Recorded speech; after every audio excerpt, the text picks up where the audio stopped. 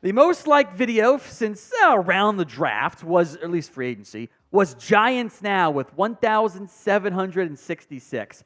I want to beat that number right here today on the Cowboys Report. I think our goal should be 1776 because of America and America's team. So let's beat that number. Everybody like today's show for me right now. Among other comments made during-ish rookie minicamp were some comments made by head coach Mike McCarthy, kind of detailing the plans at running back. And I have seen some questionable headlines from this of like only parts of it were used and it led to like different interpretations of how things are going to be utilized and our players' videos. I think that's not really fair.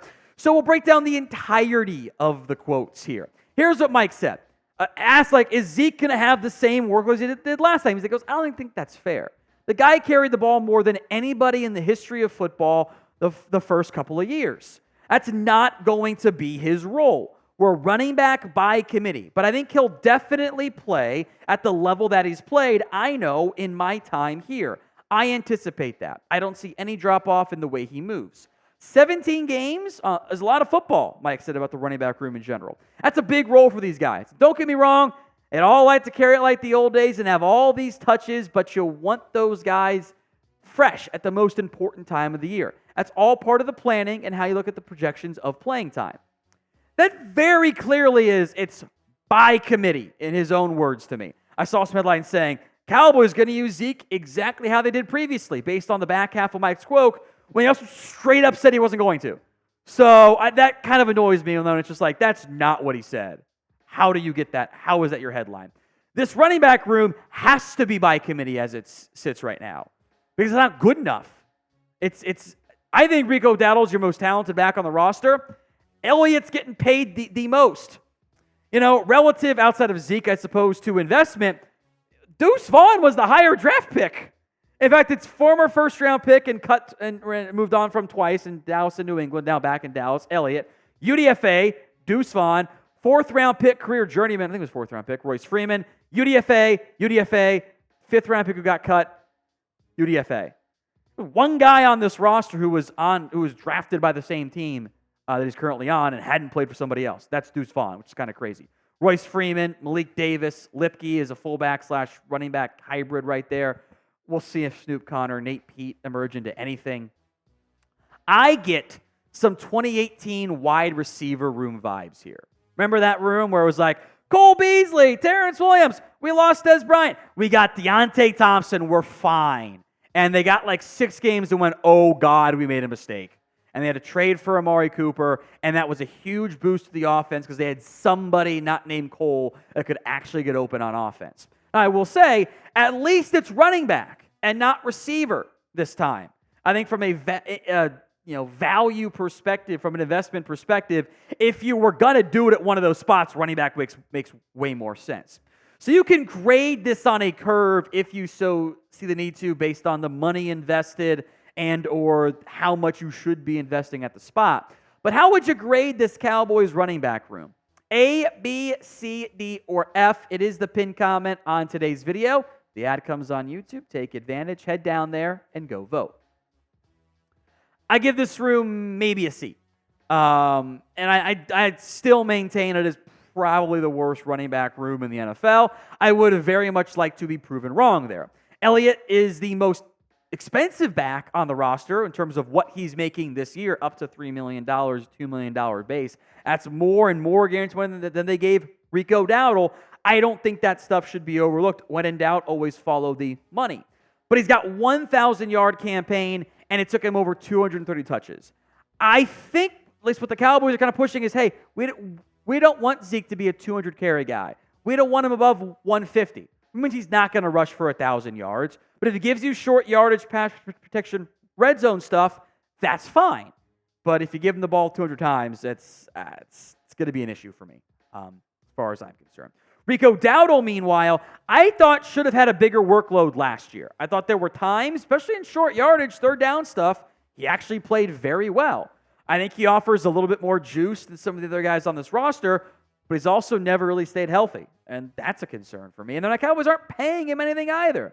Deuce Vaughn was a 6th-round pick out of Kansas State. He's got some short area quickness stuff. He's got some pass catching value, but he doesn't help you on special teams. And does this team need RB3 or 4 to help in that area? We'll see. Royce Freeman, meanwhile, does help on special teams. Actually did play pretty well down the stretch last season, unlike what the Cowboys have pushed about other players, for example. But he's also been a career journeyman. This is his 5th team or 5th team in 5 years. That's not good. That's not something you trust moving forward. Hunter Lipke, we all would have felt better about the red zone if Lipke didn't fumble after Pollard got stuffed because they were mad at Pollard, so they benched Pollard and put Lipke in, and he fumbled it away. It was all kind of, they let their feelings get in the way, I think, a little bit there.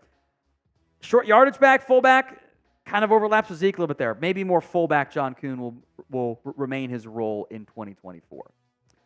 Now, today's show is made possible by Prize Picks. Prize Picks is daily fantasy made easy. Pick more, pick less. It's that simple. 2 to 6 player stat projections. If you make your picks correctly, all of them, you win the power play.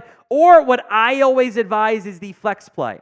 That way you can get one wrong and still come out on top. I won't always do the flex play. In fact, I'm not doing it for today's slate. More on that in a little bit.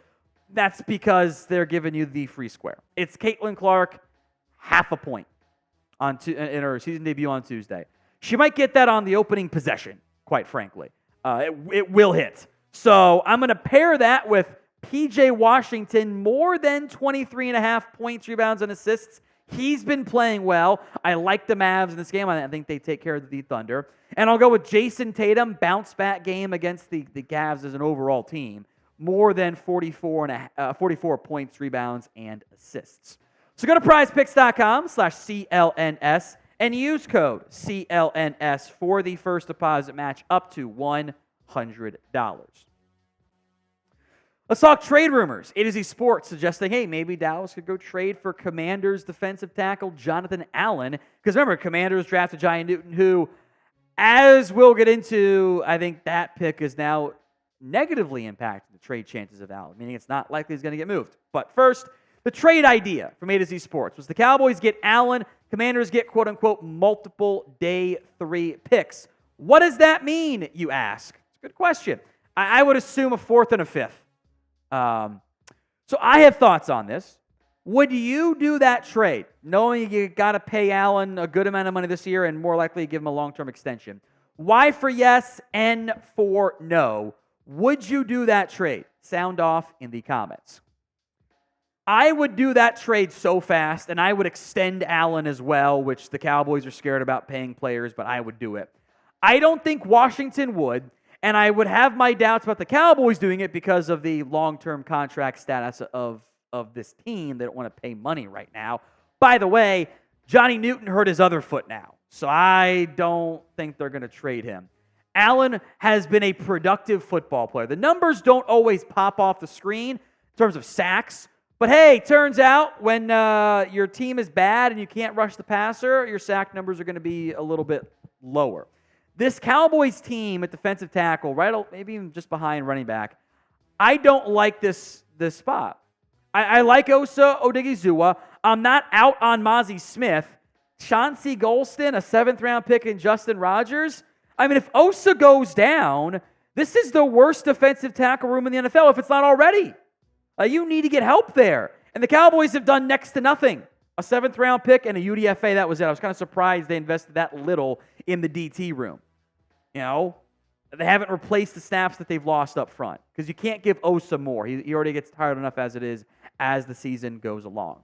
You'd also, though, have to pay Allen conservatively $25 million a year. I don't think that one's going to happen for Dallas. Now, I think Allen is a top 10 tackle, so I'd pay it. That's the market. I don't think it's a likely outcome there. And look, you'll be able to rotate some guys inside, especially on passing downs, but if the plan is to put a 270-pound defensive end at defensive tackle on first and 10, that we've been down that road, it does not work. Now, the Cowboys Report is your go-to place for Cowboys content all off-season long. If you haven't already, hit that sub button, youtube.com/CowboysTV. We're going to do this one. It was actually sent to me by a follower, and I was surprised they floated it out there. Fansided suggested the Cowboys trade for Chiefs wide receiver Kadarius Toney. The trade idea from Fansided, and I'll give them credit because they pointed out the Cowboys don't have a 7th-round pick. Good job there. Was Chiefs get a 6th-round pick in 2025? Let's pretend it's one of the future comp picks. Here's why I am so far out on this idea. He sucks. Kadarius Toney is not a good football player. The man's got more drops than touchdown catches in his NFL career. That's a huge red flag. That's like, hey, you know what? He can't catch. Kadarius Toney has gotten worse every single season of his NFL career. He's got 9 drops. This is all per Pro Football Reference. PFF might have more, I don't know. He has 9 drops in 3 seasons against 3 touchdowns. When you are a former first-round pick, do you know how hard it is to have triple the drops as touchdown catches? The Giants gave him like 19 games or 12 games. Like, nope, we're out. Bye. See ya. Don't want you anymore. He's gotten worse every year. He just makes mistakes. I have zero. I talked to our Giants host, Marshall, now. We're talking about Toney. I'm like, look, man, I'm worried he's a screw-up. I used a different word than screw-up. I used a more vulgar word. I'm like, that's my concern. That's what he's been. He's a screw-up. I don't want him in Dallas. So let's bring back my most loved/hated comment idea out there. Because what always happens is I forget about this. I forget that I asked this, and then I'll come back 2 days later and I'll see you like, what do you do? Oh, it's because I asked for bad trade ideas. Trigger me in the comment section with some bad Cowboys trade ideas. One quick news item here before we go. The Cowboys will not be adding Mike Hohensee, or Hennessy. I'm just going to call him Hennessy. It's not what it is, but I think it's more fun. Hennessy. And that's what we would have called him if they'd signed. After his tryout, pretty sure it's pronounced Hohensee, but whatever. I've said it like 4 different times now. Mike McCarthy had praised him for his command of the huddle at the tryout. Dallas is not going to add him in the end. They could always revisit that. I don't think he's going to have any real interest in terms of other teams, but who knows? Injuries happen there. Main reason being, well, it's what we mentioned. The Cowboys want to give Trey Lance reps. They need to have him out there, and he is going to get all of those like second-string reps when it's not rushed, third-string reps. He's going to play. Honestly, I would play Trey Lance every snap of the preseason. I don't need to see Dak out there. I don't think we're going to.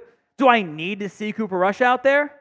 No, I know what he is. I would put Trey Lance out there constantly.